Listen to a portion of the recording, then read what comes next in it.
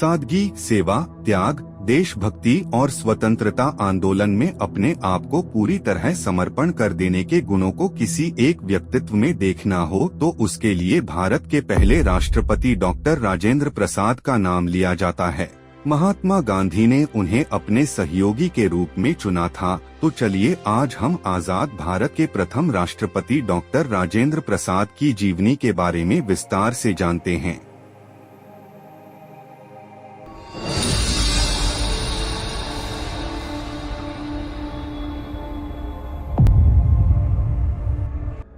बिहार में जिला सीवान, गांव जीरादेई, जहां एक ऐसे महान व्यक्ति का जन्म हुआ जिसकी कल्पना पूरा हिंदुस्तान भी नहीं कर सकता था कि ये आजाद भारत के प्रथम राष्ट्रपति बनेंगे। सन 3 दिसंबर 1884 में पिता महादेव सहाय के घर जन्मे राजेंद्र प्रसाद कहते एक बड़े संयुक्त परिवार में सबसे छोटे होने के कारण उन्हें बहुत प्यार मिलता था। उन्हें अपनी मां और बड़े भाई महेंद्र से गहरा लगाव था। जीरादेई की विविध आबादी में लोग आपस में काफी सौहार्दपूर्ण ढंग से रहते थे। उनकी शुरुआती यादें अपने हिंदू और मुस्लिम दोस्तों के साथ कबड्डी खेलने की हैं। अपने गांव और परिवार के पुराने रीति रिवाजों के अनुसार उनका विवाह राजवंशी देवी से तब हुआ जब वह मुश्किल से 12 साल के थे। वे एक मेधावी छात्र थे। कलकत्ता विश्वविद्यालय की प्रवेश परीक्षा में प्रथम आने पर उन्हें 30 रुपए प्रति माह की छात्रवृत्ति मिली।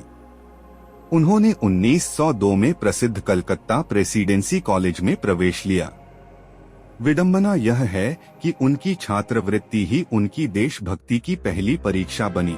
गोपाल कृष्ण गोखले ने 1905 में सर्वेंट्स ऑफ इंडिया सोसाइटी की स्थापना की थी और उन्हें इसमें शामिल होने के लिए आमंत्रित किया था। परिवार और शिक्षा के प्रति उनका कर्तव्यबोध इतना प्रबल था कि उन्होंने काफी विचार विमर्श के बाद गोखले को मना कर दिया। लेकिन यह निर्णय उनके लिए आसान नहीं था। उन्होंने याद करते हुए कहा, मैं बहुत दुखी था और जीवन में पहली बार शिक्षा जगत में उनका प्रदर्शन गिर गया और वे मुश्किल से कानून की परीक्षा पास कर पाए। हालांकि अपना चुनाव करने के बाद उन्होंने उन विचारों को दरकिनार कर दिया और नए जोश के साथ अपनी पढ़ाई पर ध्यान केंद्रित किया। 1915 में उन्होंने कानून में स्नातकोत्तर की परीक्षा सम्मान के साथ उत्तीर्ण की और स्वर्ण पदक जीता। इसके बाद उन्होंने कानून में डॉक्टरेट की उपाधि भी प्राप्त की। हालांकि एक कुशल वकील होने के नाते उन्हें एहसास था कि यह बस समय की बात है जब वे आजादी की लड़ाई की उथल पुथल में फंस जाएंगे। जब गांधी जी बिहार के चंपारण जिले में स्थानीय किसानों की शिकायतों का समाधान करने के लिए एक तथ्यान्वेषी अभियान पर थे, उन्होंने डॉक्टर राजेंद्र प्रसाद को स्वयंसेवकों के साथ चंपारण आने के लिए आमंत्रित किया। वे तुरंत चंपारण पहुंच गए। शुरुआत में वे गांधी जी के आगमन या बातचीत से प्रभावित नहीं हुए। हालांकि समय के साथ वे गांधी जी के समर्पण, दृढ़ विश्वास और साहस से बहुत प्रभावित हुए।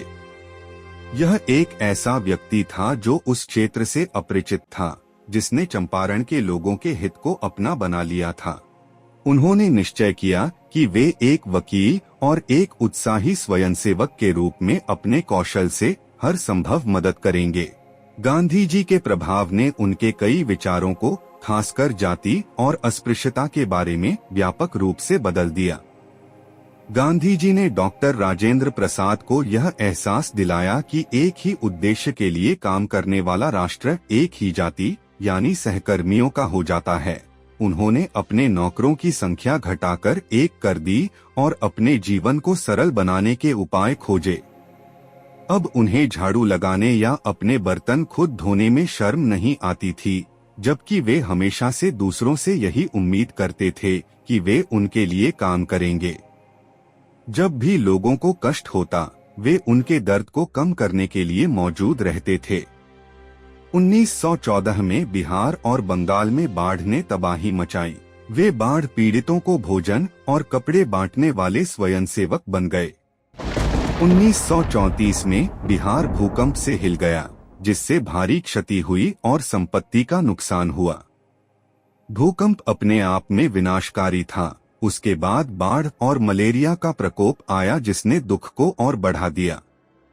वे तुरंत राहत कार्य में जुट गए और भोजन, कपड़े और दवाइयां इकट्ठा की। यहाँ उनके अनुभवों ने उन्हें अन्यत्र भी इसी तरह के प्रयासों के लिए प्रेरित किया।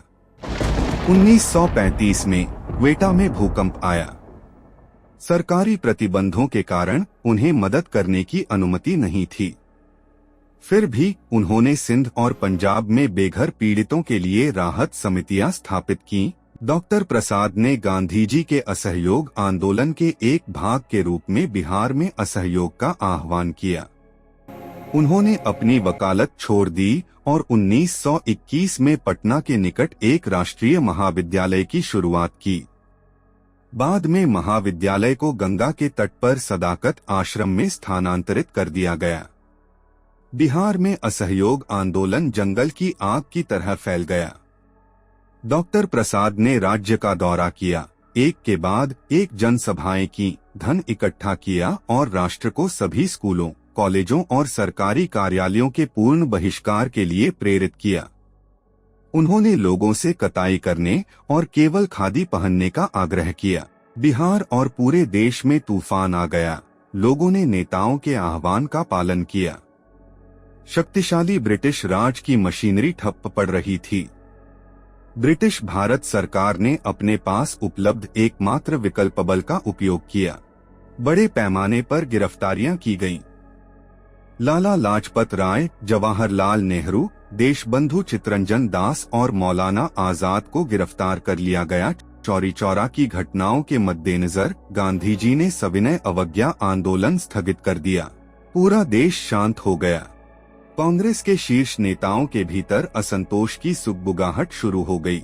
गांधी जी की बारदोली वापसी के लिए आलोचना की गई। गांधी जी के कार्यों के पीछे छिपी बुद्धिमत्ता को देखते हुए वे अपने गुरु के साथ खड़े रहे। गांधी जी स्वतंत्र भारत के लिए हिंसा की मिसाल कायम नहीं करना चाहते थे।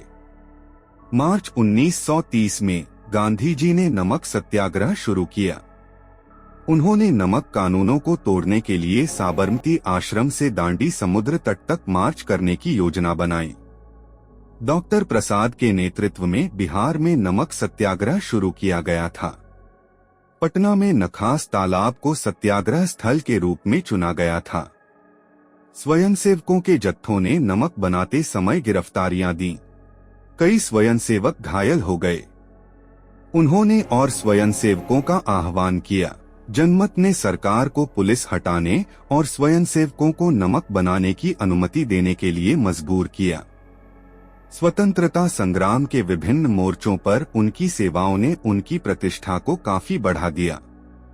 उन्होंने अक्टूबर 1934 में भारतीय राष्ट्रीय कांग्रेस के बंबई अधिवेशन की अध्यक्षता की। अप्रैल 1939 में कांग्रेस अध्यक्ष पद से सुभाष चंद्र बोस के त्यागपत्र के बाद उन्हें अध्यक्ष चुना गया। उन्होंने सुभाष चंद्र बोस और गांधी जी की असंगत विचारधाराओं के बीच पैदा हुई दरार को पाटने का भरसक प्रयास किया। रविंद्रनाथ टैगोर ने उन्हें लिखा, मुझे पूरा विश्वास है कि आपका व्यक्तित्व आहत आत्माओं को शांति प्रदान करेगा और अविश्वास एवं अराजकता के वातावरण में शांति एवं एकता लाएगा।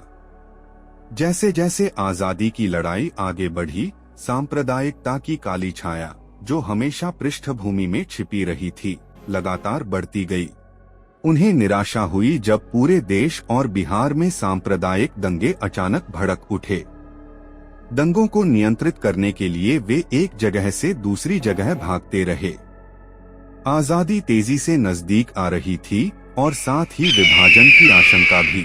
डॉक्टर प्रसाद, जिन्हें ज़ेरादेई में अपने हिंदू और मुस्लिम दोस्तों के साथ खेलने की बहुत प्यारी यादें थीं, अब देश को दो टुकड़ों में बंटते हुए देखने का दुर्भाग्य झेल रहे थे। जुलाई 1946 में जब भारत का संविधान बनाने के लिए संविधान सभा की स्थापना हुई तो वे इसके अध्यक्ष चुने गए। आजादी के 2.5 साल बाद 26 जनवरी 1950 को स्वतंत्र भारत के संविधान को मंजूरी मिली और वे देश के पहले राष्ट्रपति चुने गए। डॉक्टर प्रसाद ने राष्ट्रपति भवन के शाही वैभव को एक भव्य भारतीय घर में बदल दिया। उन्होंने सद्भावना मिशन पर कई देशों की यात्राएं की, क्योंकि नया राज्य नए संबंध स्थापित करने और उन्हें पोषित करने के लिए तत्पर था। उन्होंने परमाणु युग में शांति की आवश्यकता पर जोर दिया। 1962 में राष्ट्रपति के रूप में 12 वर्षों के कार्यकाल के बाद डॉक्टर प्रसाद सेवानिवृत्त हुए और बाद में उन्हें देश के सर्वोच्च नागरिक सम्मान भारत रत्न से सम्मानित किया गया। अपने ऊर्जावान और सफल जीवन के अनेक उतार चढ़ावों के बावजूद उन्होंने अपने जीवन और स्वतंत्रता से पहले के दशकों को कई पुस्तकों में दर्ज किया, जिनमें से कुछ प्रमुख हैं: चंपारण में सत्याग्रह 1922, विभाजित भारत 1946, आत्मकथा 1946, महात्मा गांधी और बिहार 1949 और बापू के कदमों में 1954। डॉक्टर राजेंद्र प्रसाद ने अपने जीवन के अंतिम कुछ महीने पटना के सदाकत आश्रम में सेवानिवृत्ति के दौरान बिताए। 28 फरवरी 1963 को उनका निधन हो गया। अपने प्रथम नागरिक के रूप में भारत ने संभावनाओं से भरे जीवन की कल्पना की थी और उन्हें साकार करने के लिए उनका अद्वितीय समर्पण देखा था। आज के लिए इतना ही। नई किस्से से साथ अगली कड़ी में मुलाकात होगी। चैनल रहस्य और किस्से को सब्सक्राइब, लाइक, शेयर जरूर करें, जिससे आपके सामने हम एक से बढ़कर एक पौराणिक एवं प्रामाणिक कथाएं पहुंचा सके।